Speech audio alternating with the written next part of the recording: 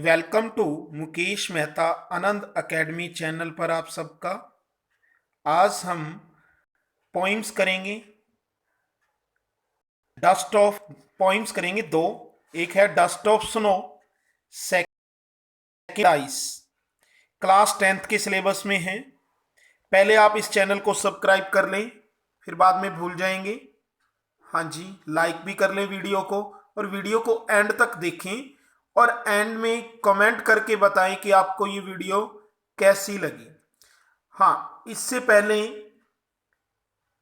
A letter to God के lesson read हुआ है, उसके क्वेश्चंस भी करवाए हुए हैं, इंपॉर्टेंट लॉन्ग क्वेश्चंस, और कंप्रीहेंशन भी करवाए हैं।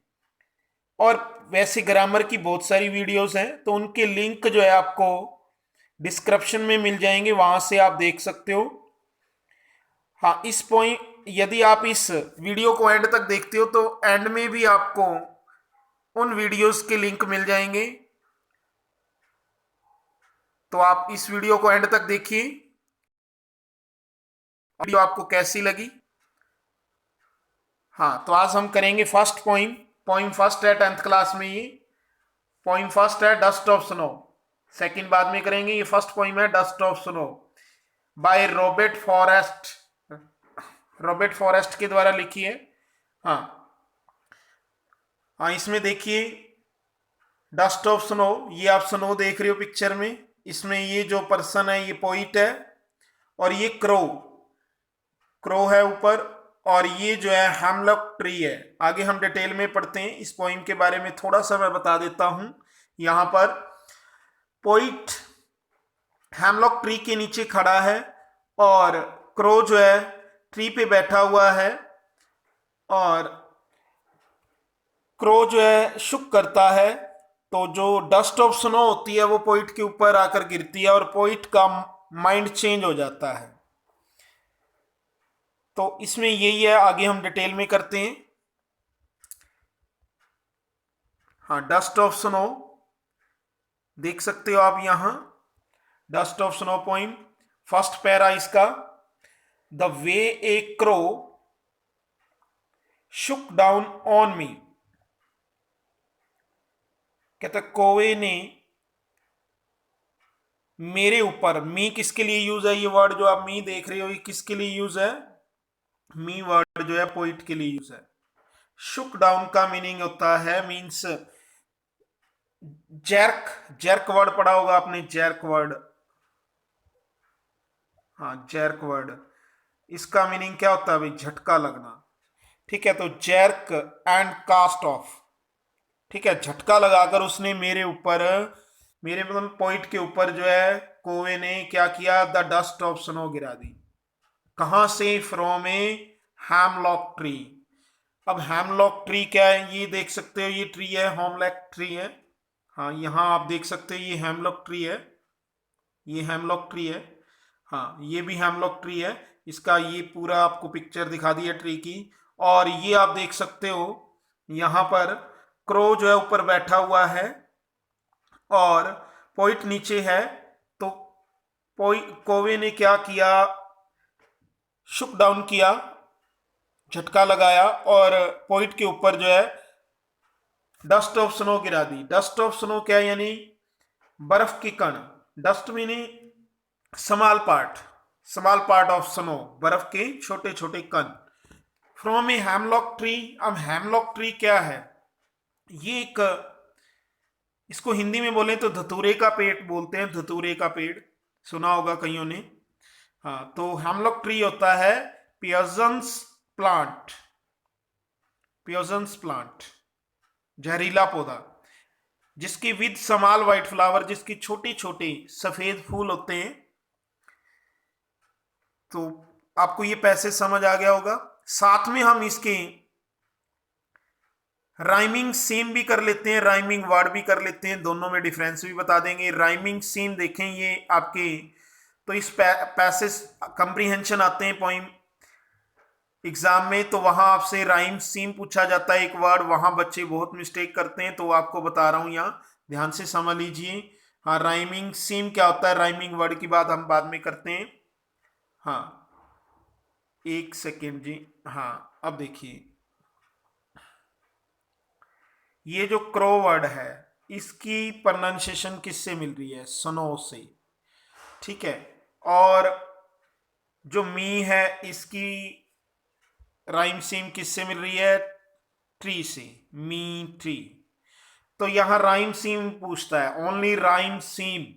तब आपने लिखना है इसका आंसर, जो भी क्वेश्चन आएगा उसका नंबर डालकर ए बी, ए बी। अब आप समझ गए होगे क्या मीनिंग है इसका, दोबारा देख लीजिए।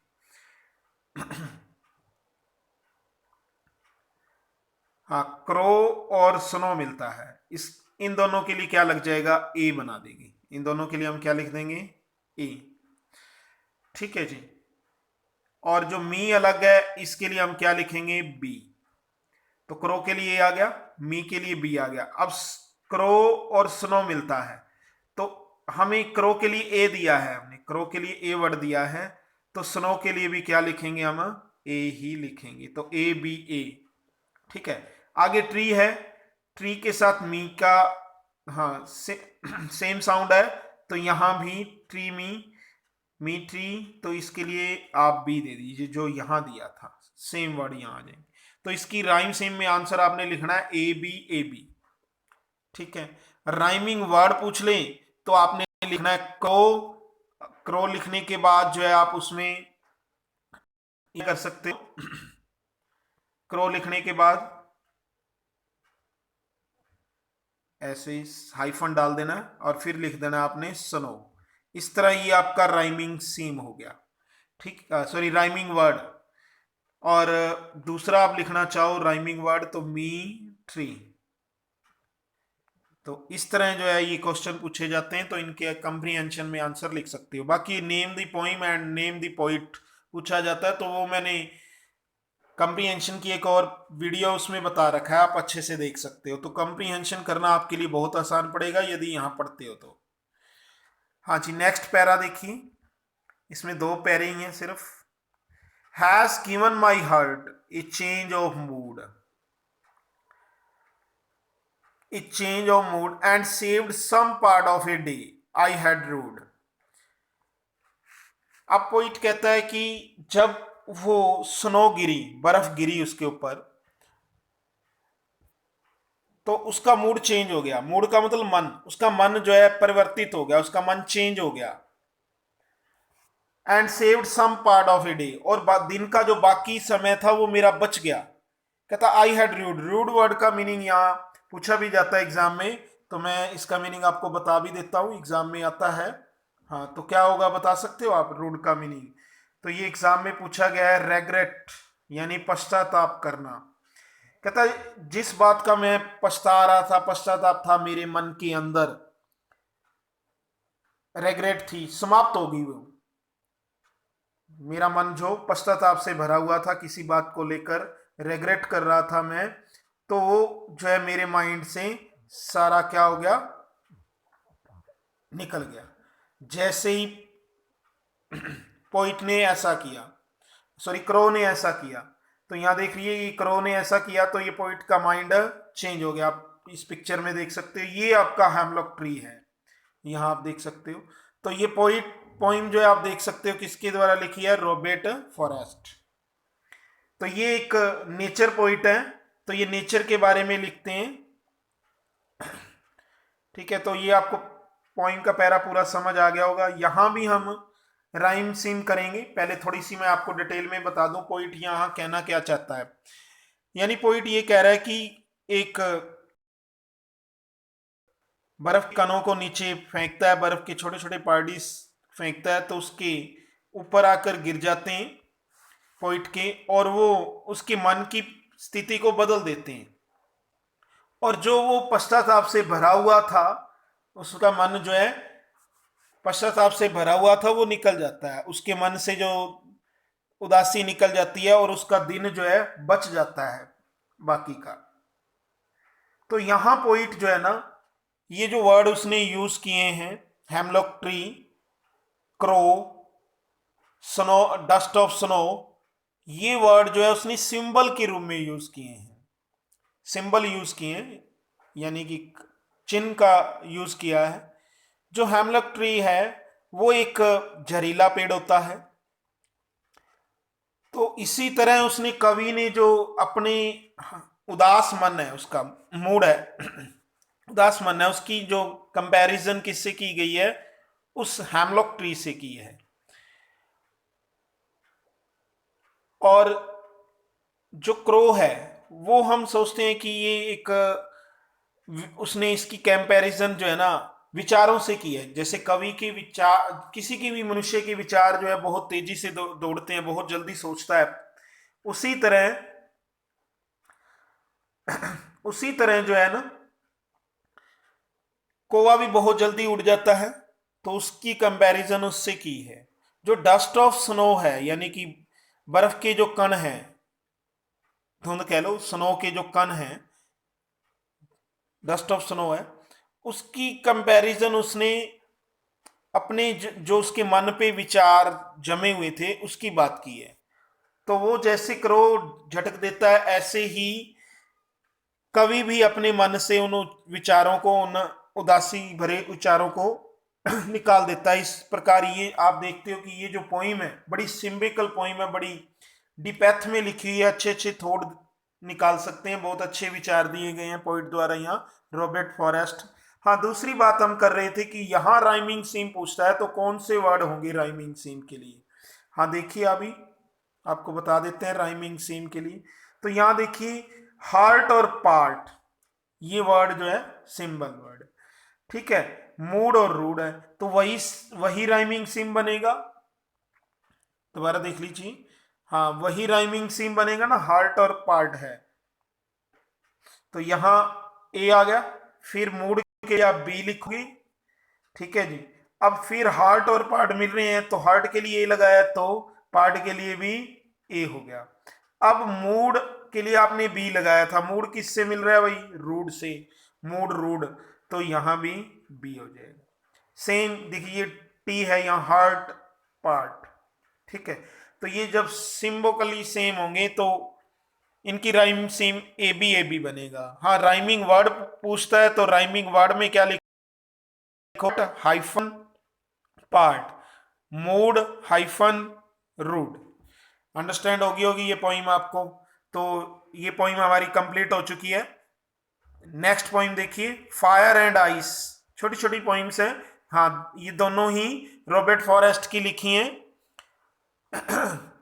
तो ये नेचर पोइम है, नेचर पोइट है, तो नेचर के बारे में लिखता है। फायर एंड आइस बहुत ही अच्छी पोइम है, इसकी बहुत अच्छे थॉट्स हैं।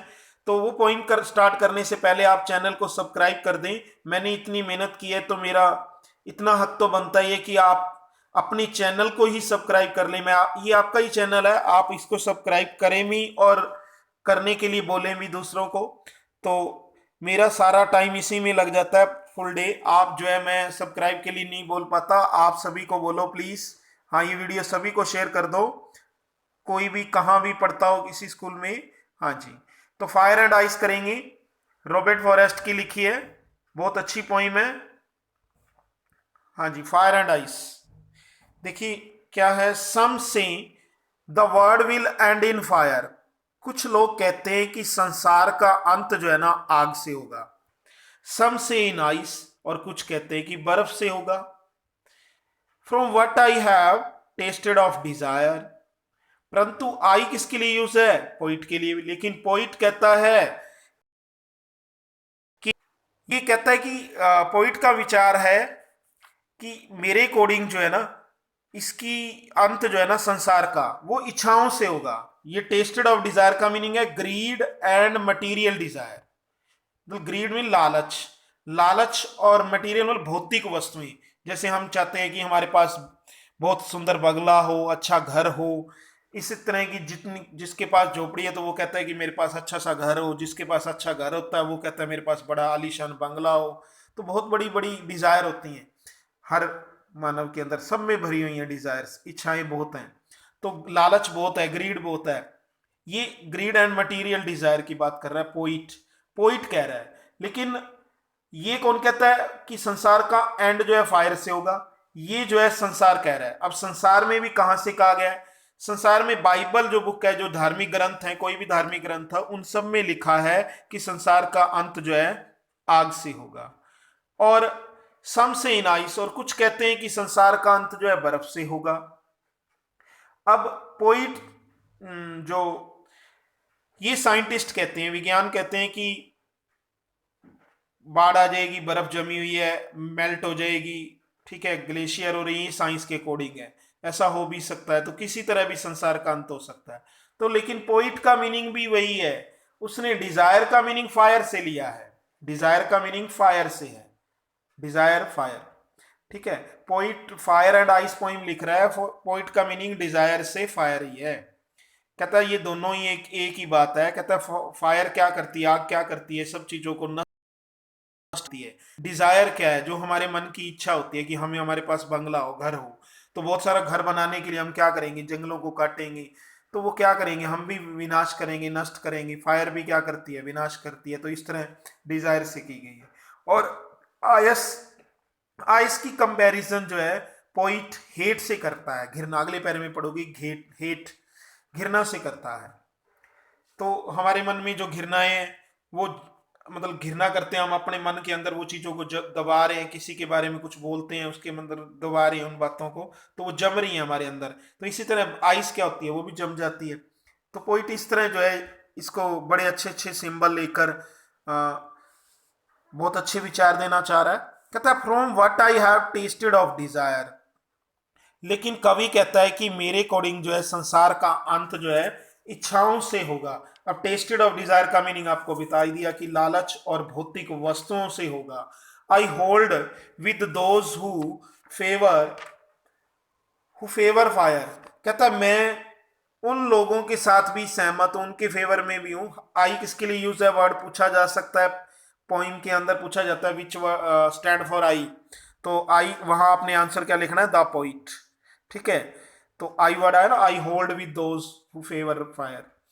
तो जो कहता है, कवि कहता है कि मैं उन लोगों के पक्ष में हूं जो कहते हैं कि आग से होगा।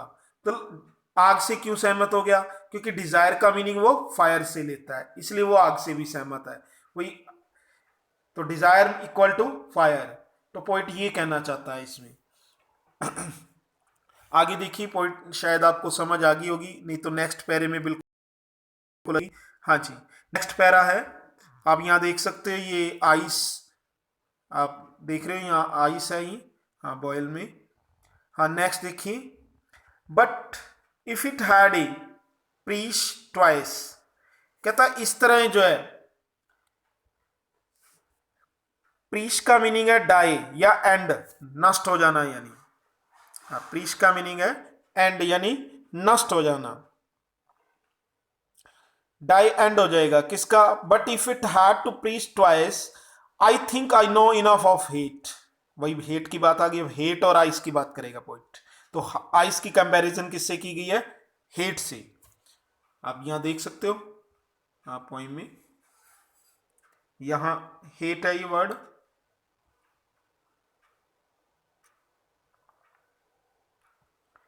हेट और ये आइस, ठीक है।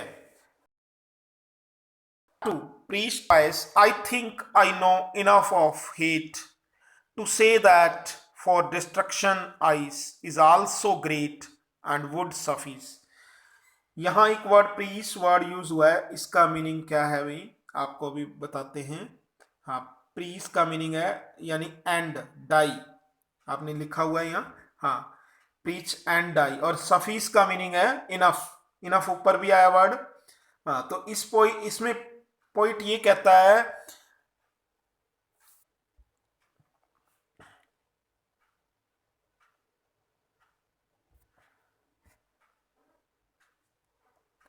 कि संसार का अंत जो है दो बार होता है। एंड प्रीच का मीन एंड होना, अंत होना, एंड होना, ट्वाइस में दो बार होता है। तो कैसे होगा, कहता है दो चीजें बड़ी शक्तिशाली है, एक हेट, एक घृणा, और एक बर्फ। बर्फ और घृणा जो है दोनों ही बड़ी शक्तिशाली शस्त्र है, दोनों ही संसार को नष्ट कर सकती हैं।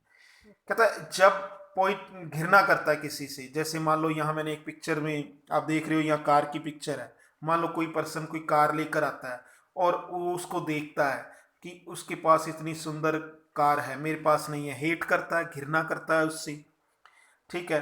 तो या डिजायर करता है कि मेरे पास भी ऐसी गाड़ी हो, इच्छा भी ऐसी गाड़ी गाड़ी हो। तो जैसे संसार के अंदर बर्फ से साइंटिस्ट कह रहे हैं कि मेल्ट हो जाएगी और नष्ट हो जाएगा, इसी तरह हमारे मन में भी बहुत सारी इच्छाएं जो है, हाँ, फैल चुकी हैं। इससे जो है हमारा संसार जो है नष्ट हो जाएगा। पोइट इस तरह से जो है कंपैरिजन करता है, कहता आई थिंक आई नो, मैंने सोचा है, मैंने देखा है, मैंने जाना है, संसार के अंदर इनफ ऑफ इट, बहुत ज्यादा घृणा है, इतनी घृणा है कि वो संसार को नष्ट कर देगी। To say that for destruction ice, बर्फ की तरह नष्ट कर देगी, is also great and would Safi, और इतनी घृणा और इतना बर्फ बहुत है संसार को नष्ट करने के लिए, ये दोनों शक्तिशाली चीजें हैं। ये पोइट जो है यहाँ अपने थॉट देना चाहता है सिंबल के अकॉर्डिंग। मैंने आपको सिंबल बता दिए, फायर का सिंबल डिजायर से है, आइस का सिंबल हेट से है, तो नोट कर लेना। और कमेंट करके भी बताना जो पोइम में आपको बताया है कि आपको समझ आई या नहीं आई। हाँ, दूसरी बात हम कर लेते हैं दोनों पैरों में। मेन बात जो आपके क्वेश्चन पूछा जाता है, क्या पूछा जाता है, सीम क्या यूज हुए हैं, तो राइम सीम देखिए। हाँ, ये फायर वर्ड और डिजायर मिल रहा है, ठीक है, और आइस अलग है इसकी प्रोनाउंसिएशन, हाँ ये फिर फायर आ गया। तो अब इसका राइम सीम क्या बनेगा, इसका राइम सीम बनेगा, पहले ये आ जाएगा, आइस अलग है तो इसके लिए बी हो जाएगा। हाँ, ये दोनों फायर डिजायर और ये फायर, ये दोनों मिलते हैं तो दोनों के लिए ए लग जाएगा। ये ए इसके लिए यूज किया था फायर के लिए, तो इस फायर के लिए भी ए, और डिजायर के लिए भी ए, और आइस के लिए बी हो जाएगा, ठीक है, ए बी ए। तो ये इसकी राइम सीम होगा। और राइमिंग वर्ड पूछ ले तो फिर इसमें भाई फायर और डिजायर कह सकते हो, आइस का राइमिंग वर्ड बनेगा नहीं, ठीक है जी। नेक्स्ट देखिए, नेक्स्ट पैरे में क्या है, हेट और ग्रेट है, ट्वाइस और आइस है, ठीक है, और सब तो ये वही बनेगा आपका। हाँ, इसमें थोड़ा चेंज हो जाएगा, ए बी ए। देखो ट्वाइस के लिए ए लग गया, हेट के लिए बी लगेगा, फिर ट्वाइस आइस से मिलता है तो फिर ए आ जाएगा, फिर ग्रेट जो है हेट से मिलता है तो ग्रेट, हेट के लिए बी लगाया था तो ग्रेट के लिए भी बी हो जाएगा। और इसी तरह सफीस ट्वाइस से मिलता है तो यहां भी ए हो जाएगा। तो 3 ए आएंगे और 2 बी आएंगे। बी कैसे आएंगे, ए पहले आएगा, फिर बी आएगा, फिर ए आएगा, फिर बी आएगा, फिर लास्ट में ए आएगा। तो ये राइमिंग वर्ड होगा, यानी कहो तो मैं लिख देता हूँ। हाँ, पहले ए फिर बी, हाँ जी, फिर जो है आपका ए आएगा, फिर बी आएगा और लास्ट में ए आ जाएगा। तो ये राइमिंग सीम बनेगा इसका। अंडरस्टैंड हो गया होगा। हाँ, तो ये रॉबर्ट फॉरेस्ट की लिखी हुई पोइम है, तो वर्ड मीनिंग भी लिखे हैं मैंने साथ में, हाँ नोट कर लेना। और कमेंट करके बताना कि आपको ये पोइम कैसे लगी, और किसी वर्ड का मीनिंग भी आप बता सकते हो। हाँ जी, कमेंट जरूर करना। पोइम आपने प्लीज़ इस चैनल को सब्सक्राइब कर दो, ये आपका ही चैनल है, हाँ ये आपका चैनल है, आपने इसको बढ़ाना है। इस पर सब्सक्राइबर आपसे बहुत ज़्यादा होने चाहिए, हाँ जितने आप कर सकते हो करिए। थैंक्स, आज के लिए इतना।